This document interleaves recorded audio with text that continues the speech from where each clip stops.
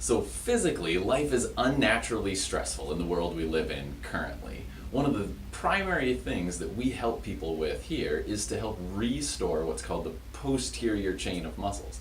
All the sitting that we do, all the looking at devices, all the things that we do in our modern life tend to hurt or damage the whole musculature along the posterior side of a person's body. So the neck, the upper back, people oftentimes mention that they hold stress in there.